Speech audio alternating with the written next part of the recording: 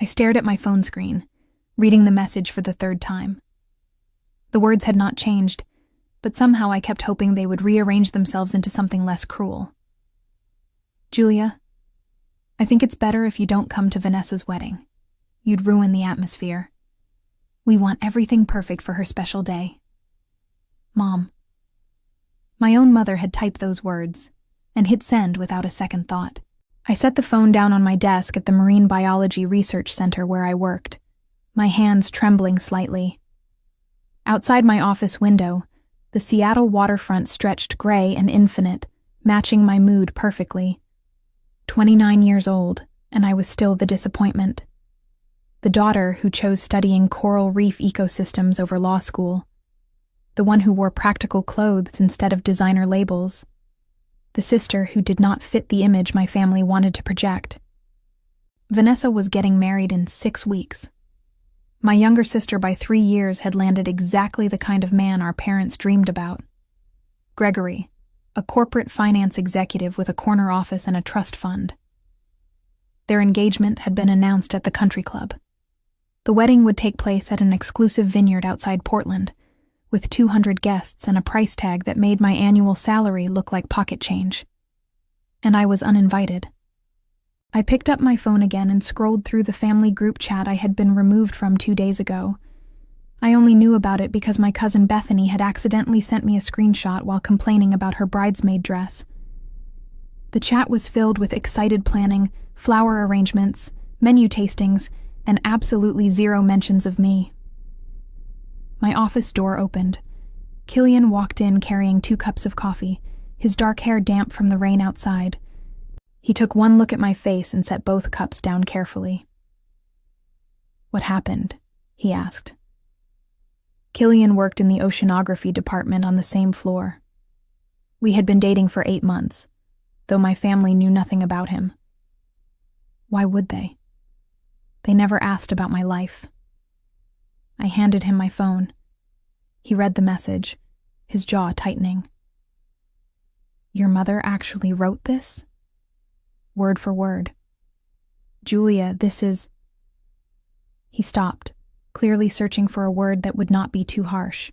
Killian had grown up in Dublin, moved to the United States for graduate school, and still sometimes struggled with how casually cruel American families could be to each other. "It's typical," I finished for him. "This is how they've always treated me." He sat down in the chair across from my desk. "Tell me." So I did. I told him about growing up as the daughter who did not quite measure up. About how Vanessa had been crowned the golden child from birth. Prettier, more charming, better at playing the social games our parents valued. About how I had been compared to her at every turn and found wanting. "You're too serious, Julia," Mom would say. "Why can't you be more like your sister?" I told him about the time I won a national science competition at 16, and my parents missed the award ceremony because they were at Vanessa's dance recital. About how they forgot my college graduation because they were helping Vanessa move into her first apartment. About how my research on marine ecosystem preservation had been published in a major journal, and Dad had said, "That's nice, honey," before returning to discussing Vanessa's promotion at the marketing firm. "Every achievement I've ever had has been invisible to them," I said quietly. "But Vanessa sneezes, and they throw a parade." Killian reached across the desk and took my hand. "You know this says everything about them and nothing about you, right?" I wanted to believe him. But 3 decades of being treated as less than had carved deep grooves into my sense of self-worth. "The worst part?" I continued. "I don't even dislike Vanessa. She's never been deliberately cruel to me. She just exists in this bubble where everything comes easily. And she doesn't understand why I can't just be happy for her all the time. Are you going to respond to your mother?" I looked at the message again. Part of me wanted to send back something cutting, something that would make her feel a fraction of the hurt she had just caused me. But I knew it would not matter. She would paint me as overly sensitive, as usual, the difficult daughter making everything about herself. "No," I said finally. I'm not going to respond. Killian studied me carefully. What are you thinking? I was thinking about how I had spent my whole life trying to earn my family's approval. How I had swallowed every slight, every dismissal, every moment of being overlooked. How I had convinced myself that if I just worked hard enough, achieved enough, they would finally see me. But they never would. That message made it crystal clear. I'm thinking, I said slowly, that I'm done caring what they think. Killian smiled, but there was something cautious in his expression. Should I be worried about that look on your face? What look? The one that usually appears right before you solve an impossible research problem. The one that means you've stopped accepting the situation as it is and started planning how to change it. I laughed despite myself. He knew me too well. My phone buzzed with a new message, this time from Vanessa. Mom told me she uninvited you. I'm sorry, Jules, but honestly, it might be for the best. The wedding is going to be really formal and sophisticated, and you know how you get awkward at those events. I don't want anything to go wrong on my big day. I showed Killian the message. His expression darkened. That's worse than your mother's message, he said. He was right. Mom's cruelty came from a lifetime of favoritism and shallow values. But Vanessa's casual dismissal, wrapped in false sympathy, cut deeper because it confirmed what I had always suspected. Even my sister saw me as an embarrassment.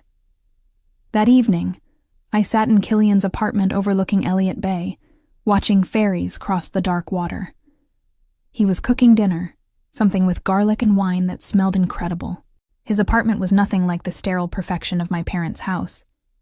It was warm, lived in, filled with books and plants and photographs from his travels. Tell me about your family, I said suddenly. He looked up from the stove, surprised. You know about my family. Tell me again. He wiped his hands on a towel and came to sit beside me on the couch. Well, there's my ma'am, who still calls me every Sunday and asks if I'm eating properly. My da, who sends me photos of every fish he catches. My 3 sisters, who never let me forget I'm the baby of the family, even though I'm 31. And they all came to your graduation. All of them. Flew over from Ireland, even though it cost a fortune. Ma'am cried through the whole ceremony. He smiled at the memory. They stayed for 2 weeks, drove me absolutely mad, and I loved every minute of it. I rested my head on his shoulder. That sounds nice. It is. He wrapped an arm around me. And you deserve that too, Julia. You deserve people who show up for you. We ate dinner while watching the city lights sparkle across the water.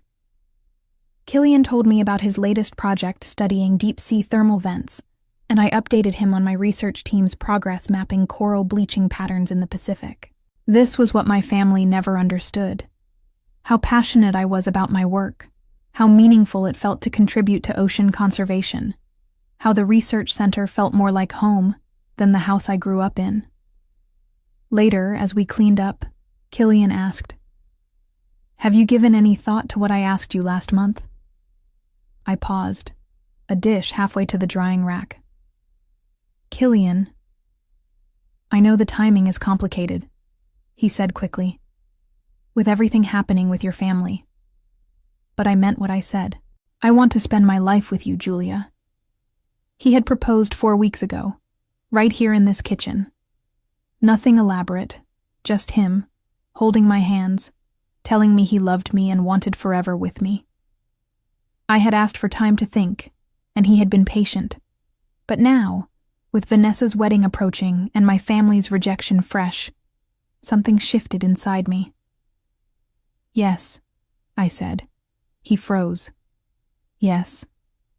Yes, I want to marry you. The dish slipped from his hands back into the sink with a clatter. He crossed the kitchen in 2 strides and pulled me into his arms, lifting me off the ground. When he set me down, he was grinning like a child on Christmas morning. You're serious? You're saying yes? I'm saying yes. He kissed me, and for the first time in days, the tight knot of hurt in my chest loosened slightly. This man saw me. He valued my intelligence, my passion, my dedication to my work. He did not need me to be someone else. "We should celebrate," he said, then hesitated. "Wait, do you want to tell your family?" I thought about it for approximately 3 seconds. "No. They've made it clear I'm not part of Vanessa's celebration. I don't need their involvement in mine." "What about your friends?" I smiled slowly. "That's different. And actually, I have an idea." Over the next week, I threw myself into planning. Not a wedding like Vanessa's. I had no interest in pretentious vineyard ceremonies and formal place settings. But something authentic. Something that reflected who Killian and I actually were. I started by calling Bethany, my cousin. She was the only family member I genuinely liked, probably because she had also been somewhat overshadowed by Vanessa's golden glow during our childhood. "You're getting married?" she squealed into the phone. "Julia, that's amazing. When?"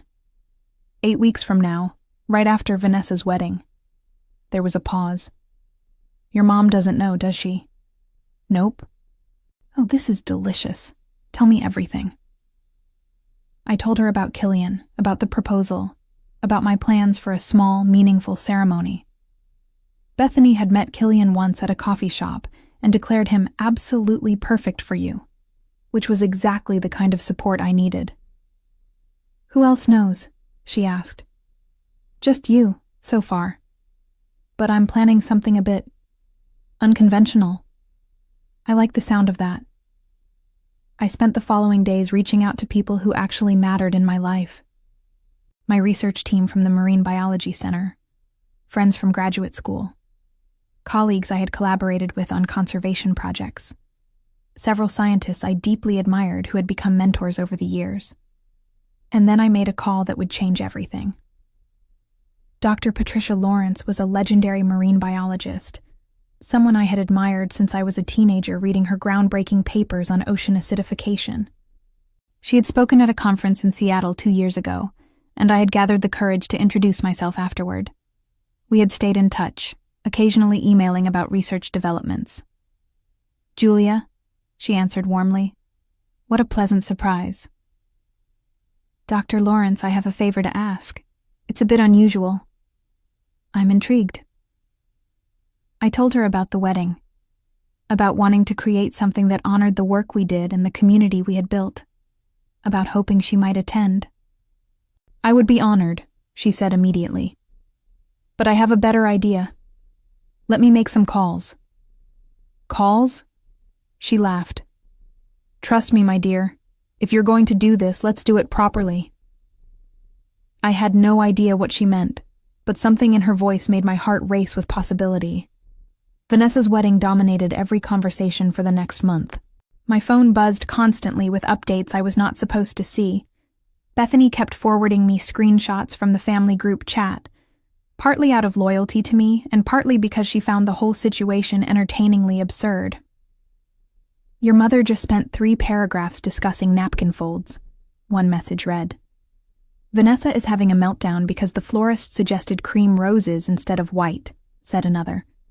I watched this performance of perfection from a distance, feeling oddly detached.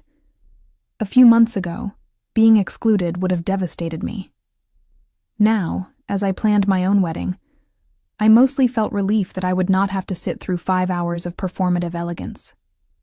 My own preparations moved forward quietly. Dr. Lawrence had indeed made calls, and the responses had been stunning. 3 other prominent marine biologists confirmed they would attend.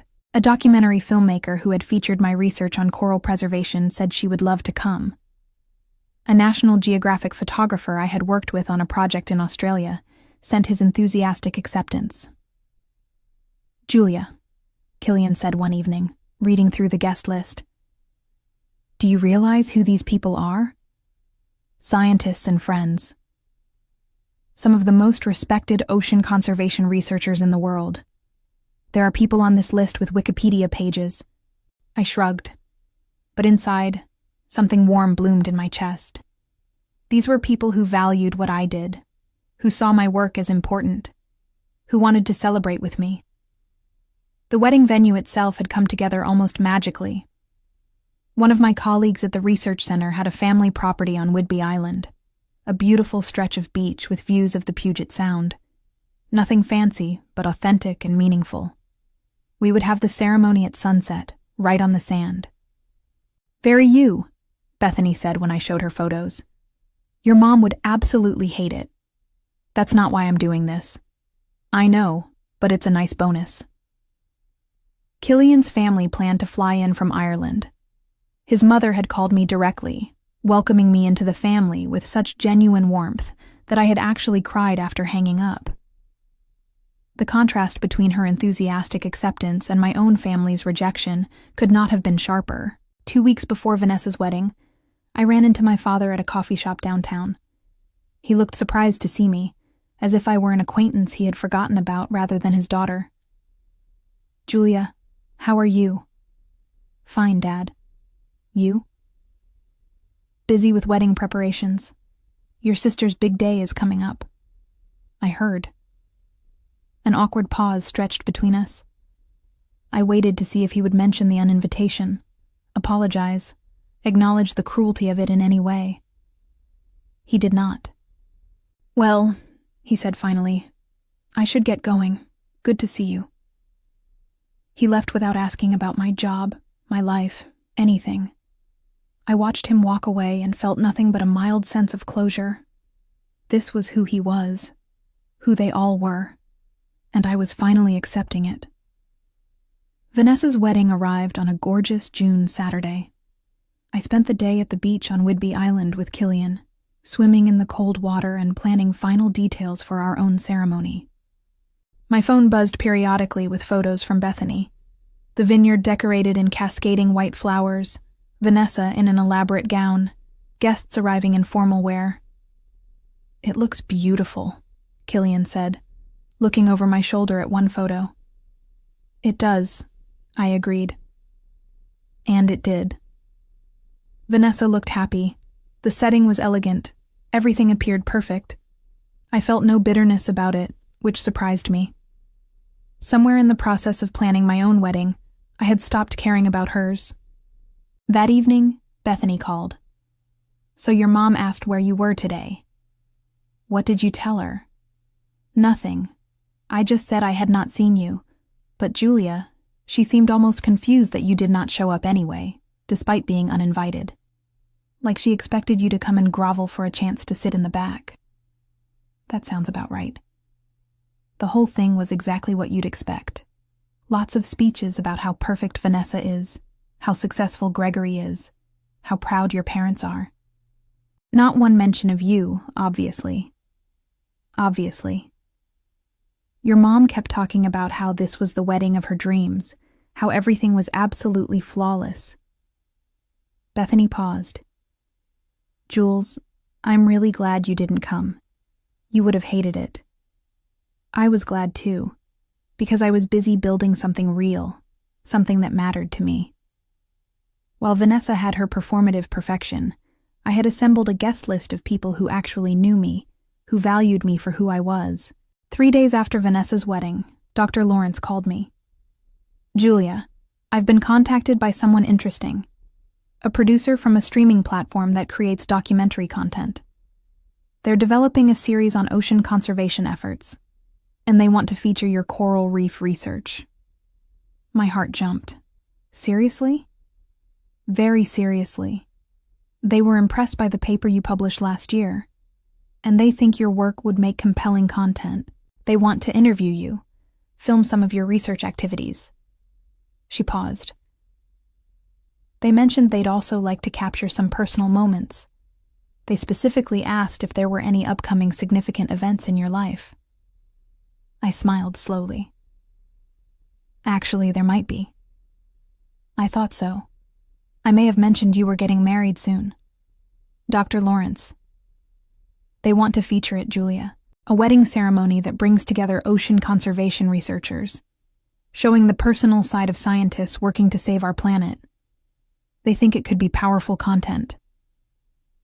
I thought about my small beach wedding, about the guest list full of remarkable people, about the genuine celebration we had planned. And I thought about my family, who saw me as an embarrassment, who had excluded me from Vanessa's perfect day. "Tell them yes," I said. "Excellent. I'll make the arrangements." "Oh, and Julia, they have a substantial social media presence, millions of followers. Whatever they feature tends to go viral." After we hung up, I sat very still, processing what had just happened. Killian found me on the couch, staring into space. "What's wrong?" "Nothing's wrong," I said slowly. "Something's just very right." The production team arrived on Whidbey Island 3 days before the wedding. They were smaller than I expected. Just 5 people with cameras and equipment, led by a woman named Sophia who had kind eyes and moved with quiet efficiency. "We're not here to make this into a spectacle," she assured me during our first meeting. "We want to capture something authentic. The connection between personal commitment and professional dedication, love and conservation intertwined." Killian and I showed them around the venue. The beach stretched golden in the afternoon light, the water calm and reflecting the sky. Simple white chairs would be arranged in a semicircle facing the water. No elaborate decorations, just the natural beauty of the coastline. "This is perfect," Sophia said, already framing shots with her hands. "Can you tell me about some of your guests?" I handed her the list. She read through it, her eyebrows rising steadily higher. Dr. Patricia Lawrence, Professor James Okoye, Dr. Yuki Tanaka. She looked up at me. "Julia, do you realize this is essentially a who's who of marine conservation science?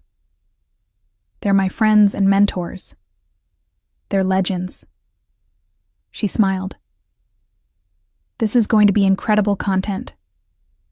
Our platform's audience is going to love this. A young scientist marrying the love of her life, surrounded by the community working to save our oceans. It's exactly the kind of positive, inspiring story we need." Over the next few days, they filmed B-roll footage of the island, interviewed some early arriving guests about ocean conservation, and captured Killian and me walking along the beach discussing our research. It felt natural, unforced. They were documenting our lives, not staging a performance. Killian's family arrived from Ireland 2 days before the ceremony. His mother swept me into a hug the moment she saw me, declaring me even lovelier than in the photos. His father shook my hand with genuine warmth, and his 3 sisters immediately adopted me as their own. Finally, another woman to balance out this family, the oldest sister, Siobhan, said, "We've been outnumbered by brothers-in-law for too long." That evening, we all gathered for dinner at a local restaurant. The production team filmed a bit of it, the laughter, the stories, the easy warmth of Killian's family welcoming me. His mother told embarrassing stories about Killian as a child, and his father raised a glass to the brilliant woman who somehow agreed to marry our boy. I excused myself to the restroom at one point and checked my phone. 3 missed calls from my mother. I stared at the notifications, debating whether to listen to the voicemails. Curiosity won. "Julia, your father and I heard a rumor that you're getting married this weekend. Obviously that can't be true, since you would have told us about something so important. But Bethany mentioned something, and now I'm concerned. Call me back immediately." The second message was sharper. "Julia, this is ridiculous. If you're actually planning some kind of wedding, you need to inform your family. We have a right to know about these things. And frankly, after we just spent a fortune on Vanessa's beautiful wedding, the least you could do is give us some warning before planning your own." The third message made me smile. I spoke with Bethany again. She says you really are getting married on Saturday, on a beach. "Julia, what are you thinking? A beach wedding? That's so informal. And apparently you've invited complete strangers but not your own family? This is unacceptable. Call me." I deleted all 3 messages and returned to the table, where Killian's mother was showing everyone photos of their family home in County Cork. Bethany called later that night. "Your mom is losing her mind. She's been calling everyone trying to get information about your wedding. I got her messages. Are you going to call her back?" "No." "Good. She doesn't deserve to be part of this." Bethany hesitated. "Jules, I have to tell you something. Vanessa knows too. About your wedding. And about the documentary crew." My stomach tightened. "How?" "Someone from the production company posted something on social media. Just a cryptic teaser about an upcoming episode featuring ocean conservation researchers. But they tagged the island, and Vanessa follows every wedding venue in the Pacific Northwest because she's obsessed with judging other people's weddings. She put 2 and 2 together." "What did she say?" "She's furious. Apparently she thinks you're trying to upstage her. She called me demanding to know why you're having some kind of media wedding right after hers. I told her she was being paranoid, but she's convinced you're doing this to spite her." I laughed, surprised by how absurd it sounded. "Everything isn't about her. Try telling her that. Your whole family is in an uproar. They're saying you're being deliberately hurtful, that you're trying to steal Vanessa's thunder, that you're being selfish and attention-seeking. They're projecting." "Oh, absolutely. But Jules, I think they might try to crash the wedding." I considered this. "Let them come. They're not on the guest list, but if they want to show up and make fools of themselves in front of some of the most respected scientists in the field, that's their choice. You're scary when you're calm like this. I'm done being hurt by them, Bethany. Whatever they do, it says everything about who they are, and nothing about who I am." The day before the wedding, Dr. Lawrence arrived with an entourage of colleagues. I watched from the beach house as distinguished scientists piled out of rental cars, greeting each other with the enthusiasm of old friends. These were people who had published groundbreaking research, who advised governments on environmental policy, who had dedicated their lives to understanding and protecting our oceans. And they were here for my wedding. Dr. Lawrence found me on the deck. "Julia, I brought someone special." She introduced me to Dr. Elizabeth Ramos, a marine biologist whose work on ocean acidification had literally changed policy in multiple countries. She was in her 70s, with silver hair and sharp, intelligent eyes. "I've read your research on coral bleaching patterns," Dr. Ramos said, shaking my hand. "Impressive work. You're asking the right questions." "Thank you," I managed. "That means everything coming from you. Patricia tells me you come from a family that doesn't appreciate your work." I blinked, surprised by the directness. "That's true." "Then they're fools." She smiled. "But you've built your own family here. Look around. These people respect you. They value what you contribute to this field. That's worth more than blood relations who can't see your worth." I felt tears prick my eyes. "Thank you." That evening, the production team conducted interviews with various guests about the importance of ocean conservation. I watched Dr. Lawrence talk passionately about the next generation of scientists, specifically mentioning my research as an example of innovative thinking in the field. Professor Okoye discussed the need for more young women in marine biology, using me as a model of someone making significant contributions early in her career. Sophia pulled me aside. "Julia, I need you to understand something. This content is going to reach millions of people. Our platform has a massive following, and this story, the wedding, your work, this community of scientists, it's exactly the kind of narrative that resonates. Are you prepared for that kind of attention?" I thought about my family, about their obsession with appearances and status, about how they had excluded me from Vanessa's perfect wedding because I was an embarrassment.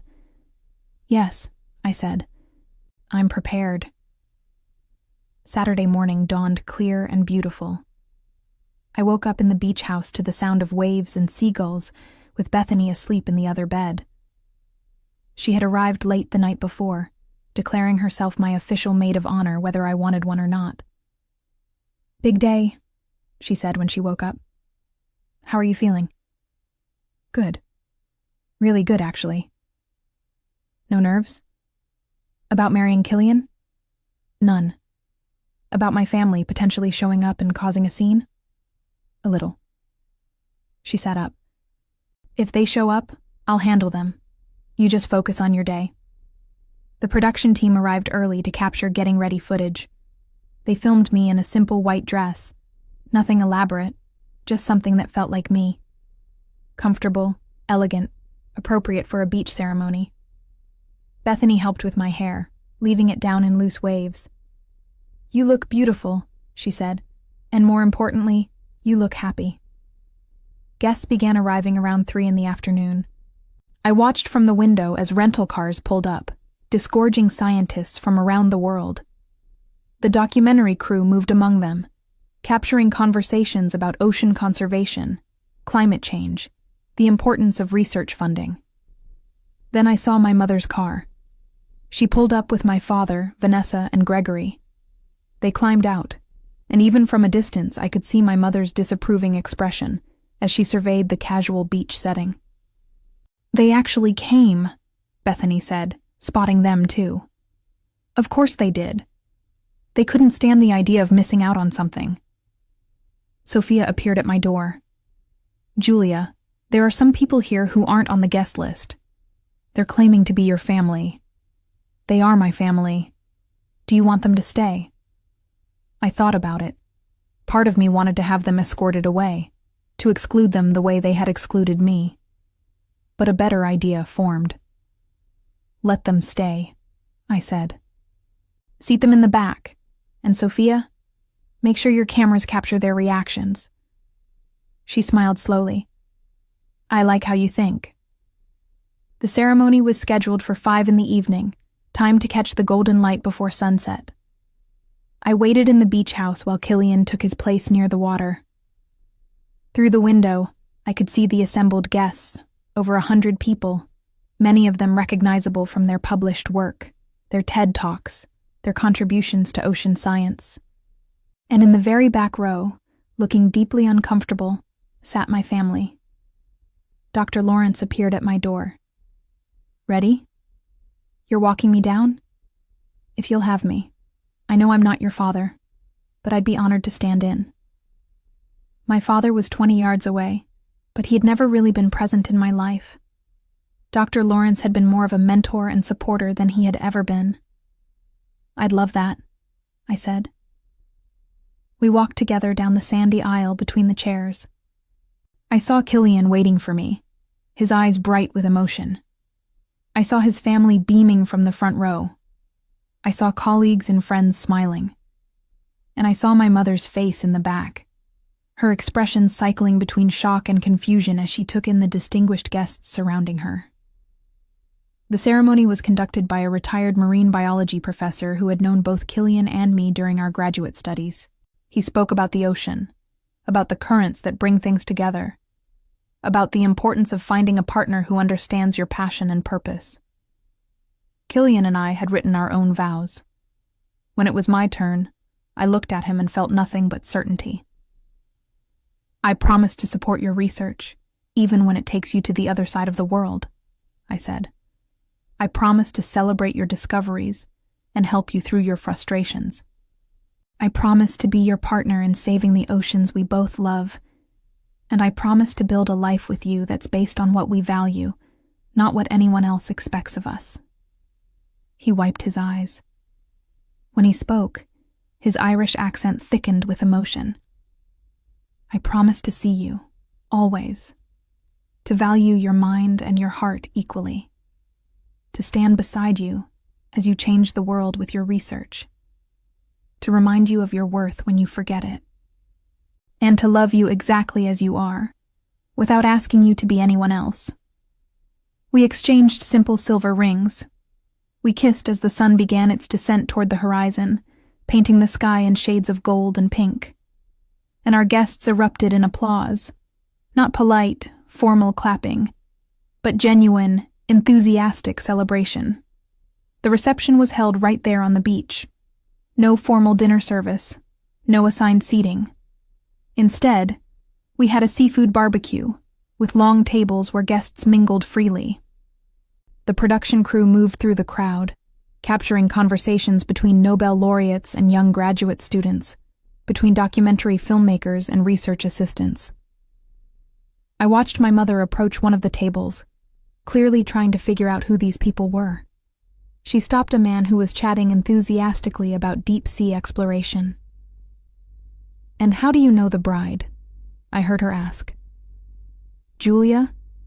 We collaborated on a research paper about coral bleaching in the South Pacific. Brilliant mind. Her work on ecosystem adaptation is going to be foundational in the field." He extended his hand. "Dr. James Okoye. I teach at Oxford." My mother's face went pale. She moved to another group, where Dr. Lawrence was holding court. "Julia was one of the most promising young scientists I've encountered in decades," Dr. Lawrence was saying. "Her approach to marine conservation combines rigorous scientific method with innovative thinking. She's exactly the kind of researcher we need in this field." Vanessa stood nearby, her perfect composure cracking as she realized she was surrounded by people whose accomplishments dwarfed anything in her social circle. A woman approached her, introducing herself as a National Geographic photographer. "Are you a scientist too?"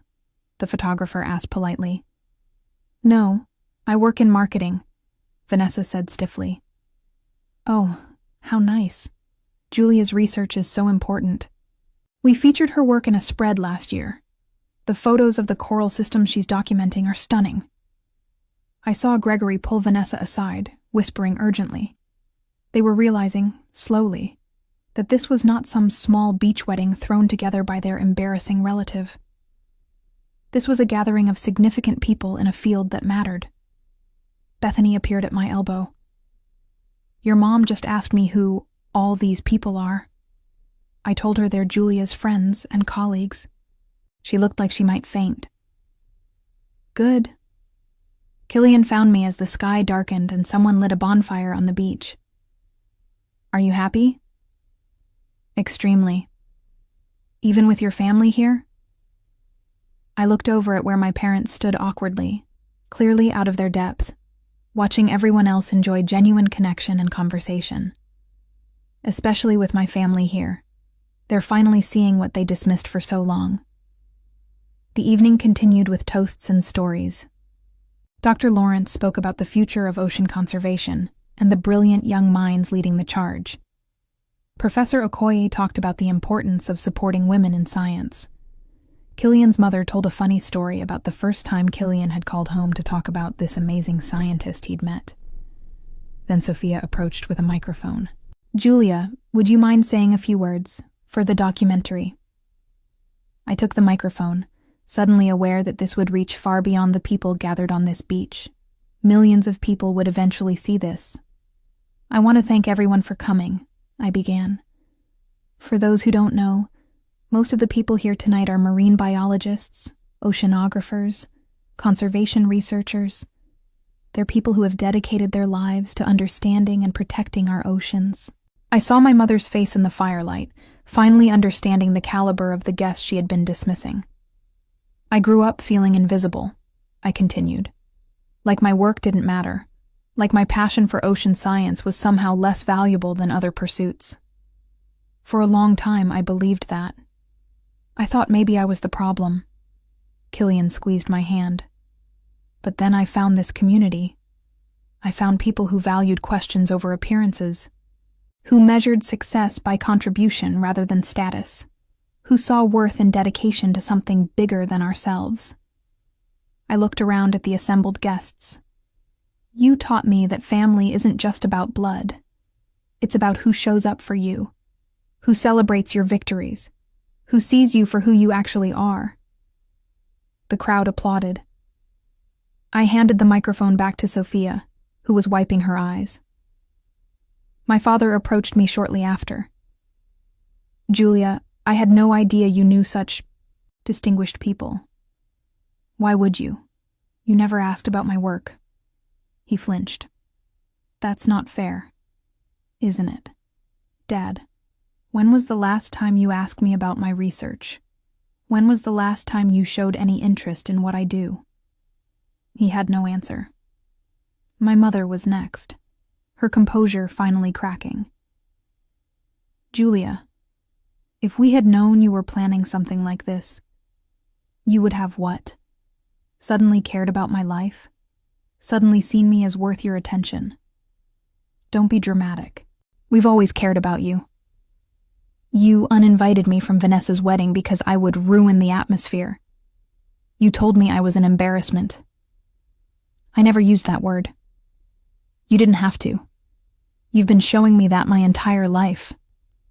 I kept my voice calm, factual. I'm not angry anymore, Mom. I'm just done. Done trying to earn approval from people who have already decided I'm not worth it.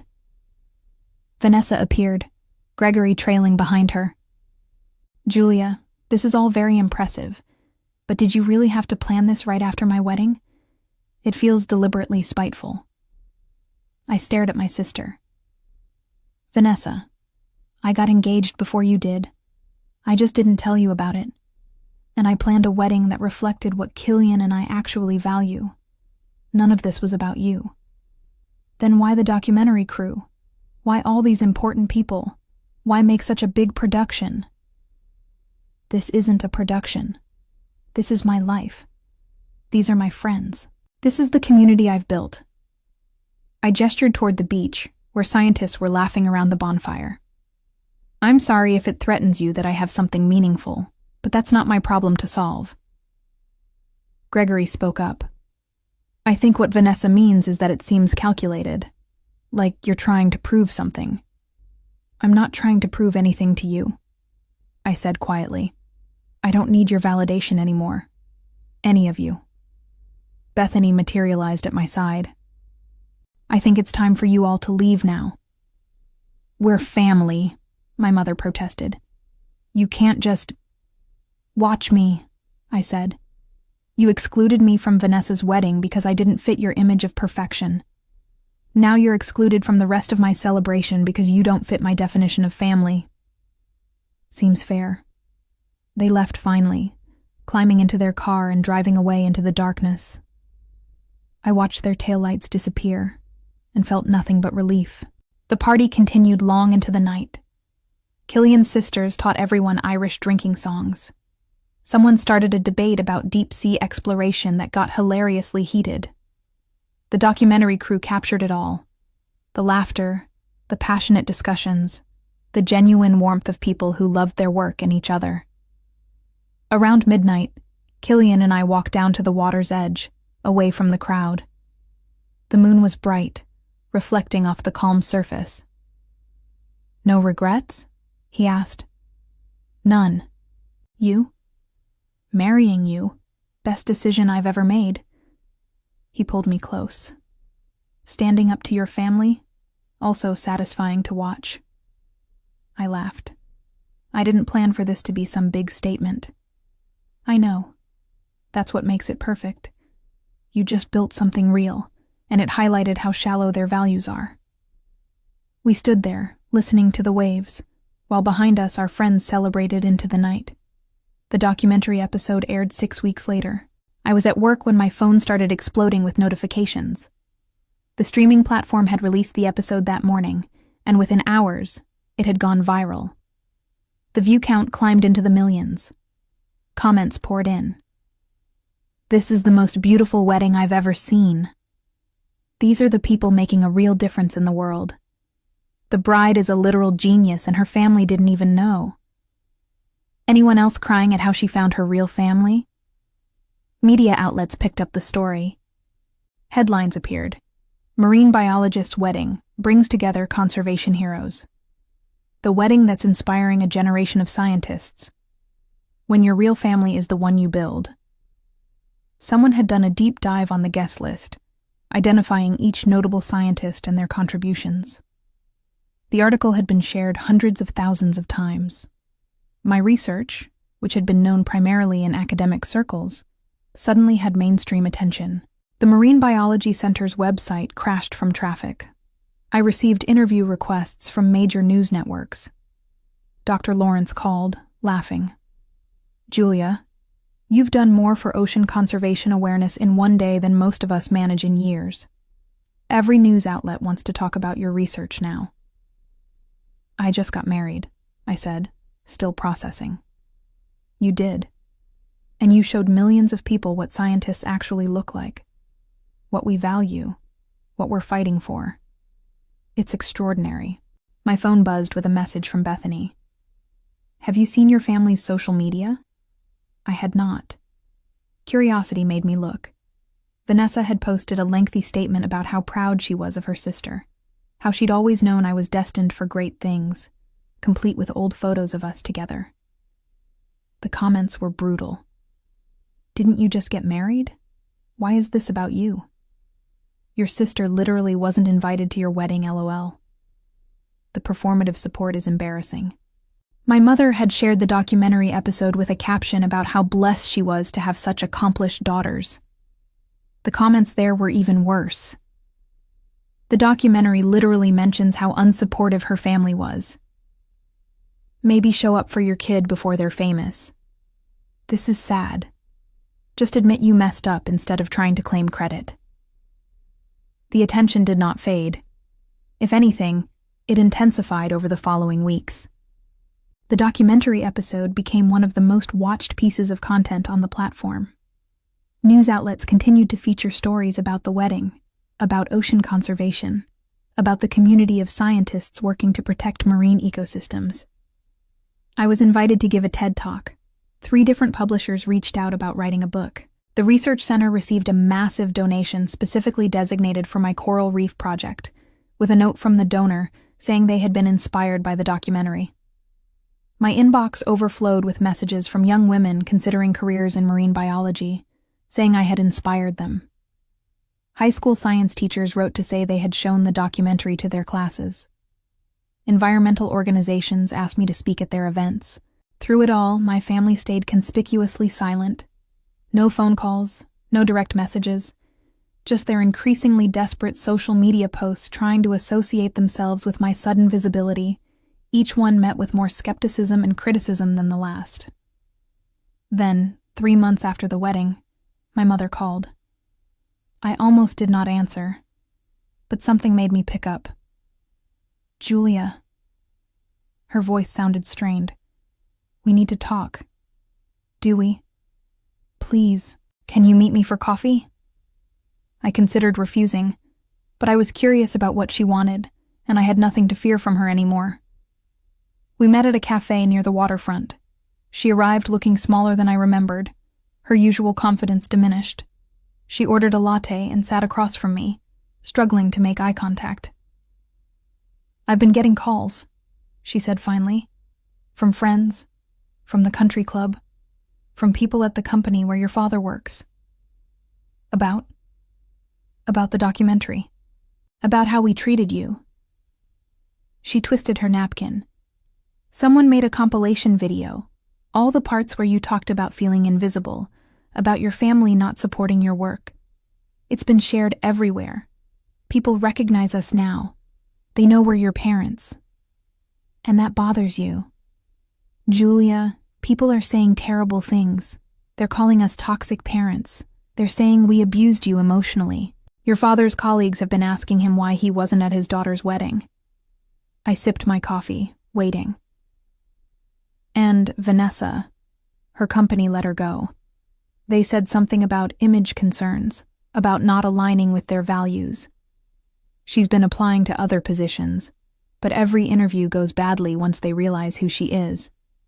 Apparently, the video of her at your wedding, looking uncomfortable around actual accomplished people, has become some kind of meme. That's unfortunate, I said neutrally. Is that all you have to say? My mother's voice rose slightly. Your sister lost her job, Julia. We're being ostracized from our social circle. And you just sit there acting like none of this affects you? It doesn't affect me. It affects you.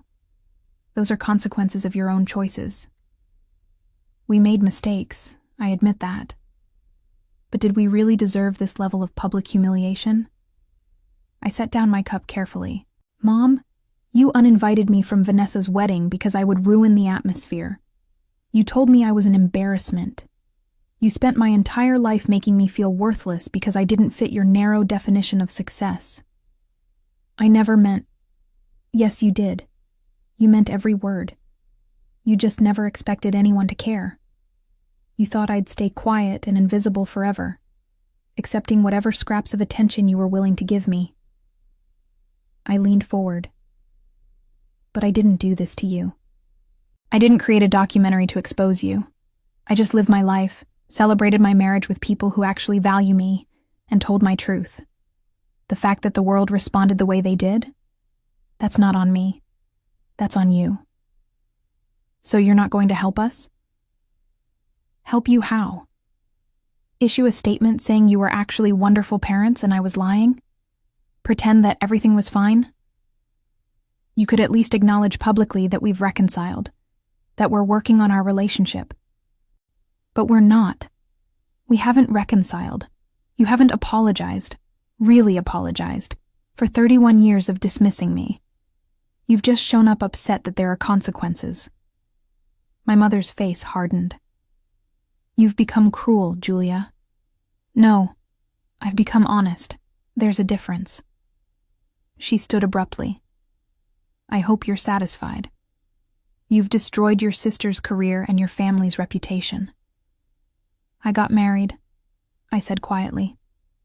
That's all I did. Everything else is just the natural result of your own behavior finally being visible. She left without another word. I finished my coffee alone, watching the ferries cross the gray water, and felt a profound sense of peace. 2 weeks later, I received an email from Vanessa.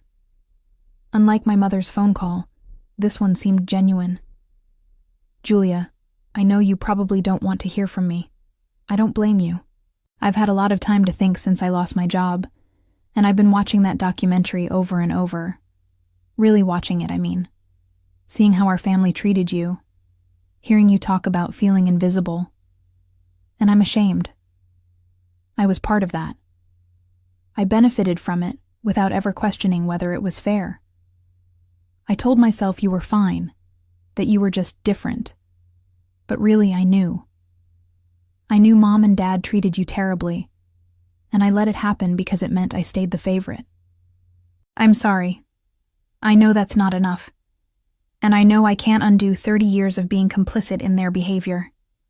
But I needed to say it. I read Vanessa's email 3 times before responding. Part of me wanted to delete it, to leave her message unanswered the way so many of my needs had gone unacknowledged throughout our childhood.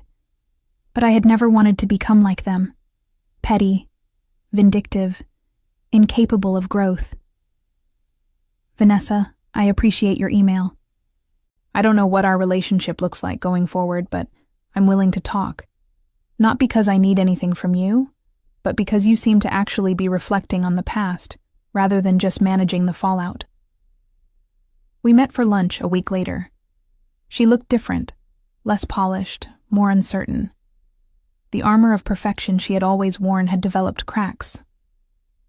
I've been in therapy, she said after we ordered, since I lost my job. At first, I went because I was angry and wanted to talk about how unfair everything was, but my therapist kept pushing me to examine my own role in our family dynamic. And I realized I've spent my whole life performing, being the perfect daughter, the successful one, the golden child. I never questioned whether that role was built on putting you down. She looked at me directly. I'm genuinely sorry, Julia. Not because the documentary made me look bad, but because I participated in hurting you. It was the first real apology I had ever received from anyone in my family. Thank you, I said. That means something. I don't expect you to forgive me right away, or maybe ever. But I wanted you to know that I'm trying to be better. We talked for 2 hours. Really talked, maybe for the first time in our lives. She told me about the pressure of being the favored child, about how exhausting it was to maintain the image Mom and Dad demanded.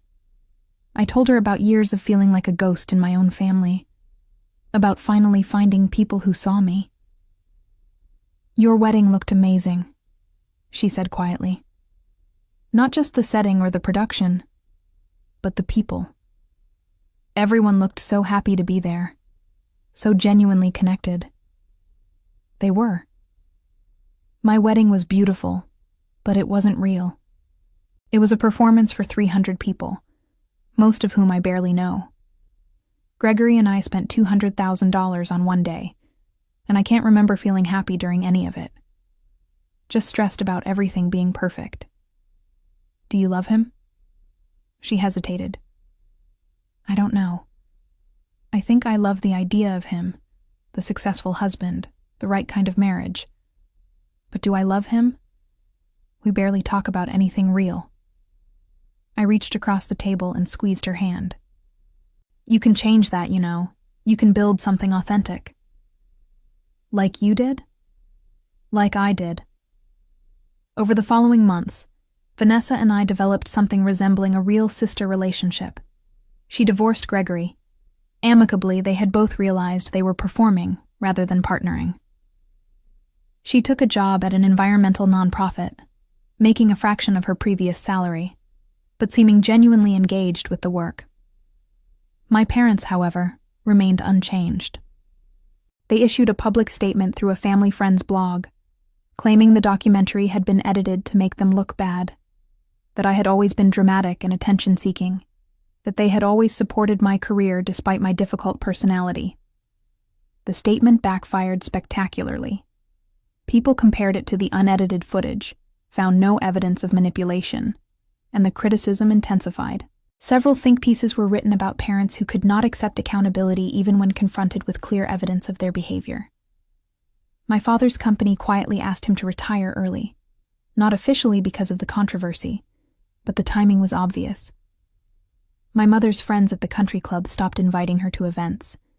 She tried joining different social groups, but people recognized her from the viral clips.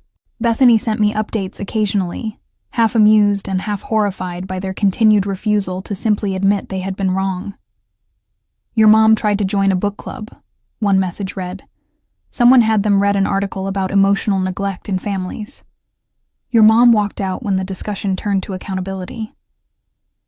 Meanwhile, my career flourished. The visibility from the documentary led to increased funding for ocean conservation research. I was invited to present at international conferences. My work on coral reef adaptation became part of a major policy proposal for marine protection. Killian and I bought a house with a view of the water. His family visited twice a year, filling our home with warmth and laughter. Dr. Lawrence became a regular dinner guest, along with other colleagues from the research center. We built the kind of life I had always wanted, filled with meaningful work, genuine relationships, and purpose beyond appearances. One evening, almost a year after the wedding, I was reviewing research data when Killian came into my office. "There's someone at the door for you," he said, his expression odd. My father stood on our porch, looking older than I remembered. He held a small package. "Julia, I hoped we could talk." I considered closing the door, but curiosity won again. "Come in." We sat in the living room. Killian brought coffee and then disappeared tactfully into his own office. My father looked around at our home, the bookshelves full of marine biology texts, the photographs of research expeditions, the framed publications. "This is nice," he said finally. "Very you." "Thank you." He handed me the package. "I found this while cleaning out the garage. I thought you might want it." Inside was my science fair trophy from high school, the national competition I had won while they were at Vanessa's dance recital. The one they had never acknowledged. I stared at the trophy, a flood of memories returning. I had been so proud of that win, had imagined my parents' faces when I told them. Instead, they had dismissed it with barely a glance, too focused on Vanessa's performance. "Why are you giving this to me now?" I asked. My father shifted uncomfortably. "I've been thinking a lot since the documentary, about the kind of father I was, or wasn't." He paused. "Your mother and I, we got caught up in a certain vision of success, country clubs and corporate careers and maintaining the right image. And we pushed that vision onto both of you girls. Vanessa fit the vision. I didn't. No, you didn't. And instead of celebrating that, Instead of appreciating that you had your own path, your own remarkable achievements, we treated you like a disappointment. He looked at me directly. That was wrong. I was wrong. Are you apologizing? I'm trying to. I'm not good at this. He rubbed his face. I watched that documentary, Julia. I watched it alone after your mother went to bed, and I saw myself through your eyes. The father who missed your graduation, who never asked about your research, who wasn't at your wedding. His voice cracked slightly. Who made his daughter feel invisible. I said nothing, waiting. I can't undo 31 years of being a bad father. I know that. And I'm not here to ask for forgiveness or to make myself feel better. I just wanted you to know that I see it now. I see what I did. What I failed to do. Why now? I asked. Because of the public attention? Because people are judging you? Partly, he admitted. I won't lie about that. The criticism hurt. But also, I watched you in that documentary. I saw you with those accomplished people, with Killian's family, with your colleagues. I saw you happy in a way I've never seen before, and I realized I didn't know you at all. My own daughter, and I had no idea who she really was. You never asked. No, I never asked. He set down his coffee cup with shaking hands. I don't expect this to fix anything. I don't expect you to suddenly want a relationship with me, but I needed to say it. To actually apologize, not to manage the optics, but because you deserved better than what I gave you. We sat in silence for a long moment. I turned the trophy over in my hands, remembering 16-year-old me, so desperate for my parents to be proud. Thank you for saying that, I finally said. It doesn't erase the past, but it matters. Is there any chance? Could we try to build something now? I considered it carefully. Maybe. But it would have to be real, Dad. No performing. No pretending the past didn't happen. If you want to know me, you have to actually be interested in my life, my work, the things I care about. I'd like that, if you're willing. I'll think about it. He nodded, standing to leave. At the door, he turned back. For what it's worth, that wedding looked beautiful. And those people, your colleagues, the things they said about you and your work, I should have been saying those things your whole life. After he left, Killian emerged from his office. How do you feel? Honestly, I'm not sure. I looked at the trophy. Part of me wants to believe he's genuine. Part of me thinks it's just damage control. Maybe it's both. People are complicated. My therapist would say I don't owe him anything, that I can choose not to engage. You can. What do you want? I thought about it. I want to be open to the possibility that people can change, without being naive about the likelihood. I want to protect myself without becoming bitter. That seems wise. Over the next few months, my father made genuine efforts. He asked about my research and actually listened to the answers. He read my published papers, even the technical ones he clearly did not fully understand. He met Killian properly, asked him about his work, treated him with respect. My mother made no such efforts.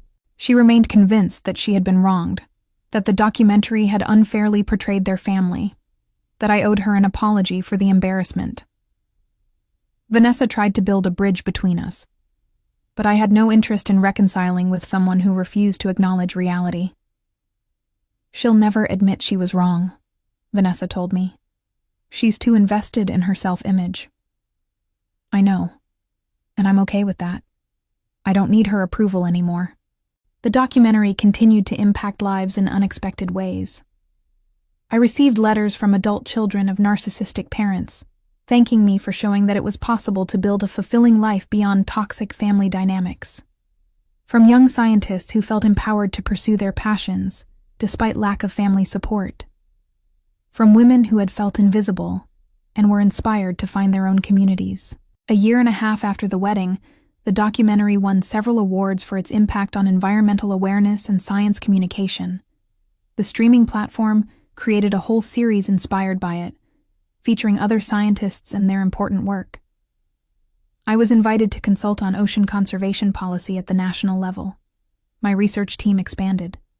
Killian and I talked about starting a family of our own, determined to do better than the models we had been given. My mother never recovered socially from the fallout. She lost her position on several charity boards when other members expressed discomfort with her presence. Her circle of friends dwindled to a handful of people who either had not seen the documentary or shared her inability to self-reflect.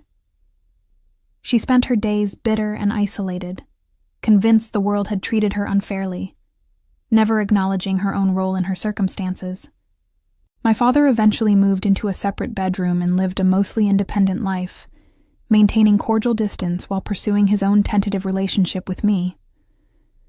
Vanessa built a genuine career in environmental work, using her marketing skills to promote conservation causes, and we became the sisters we should have been all along. As for me, I stood on a research vessel in the Pacific, watching the sun set over waters I was helping to protect, surrounded by colleagues who valued my contributions, married to a man who saw me completely, and I realized that the best revenge had not been the viral documentary or the public consequences my family faced. The best revenge was building a life so fulfilling, so meaningful, so authentically mine, that their approval had become irrelevant. I had not just proven them wrong. I had proven to myself that I never needed them to be right.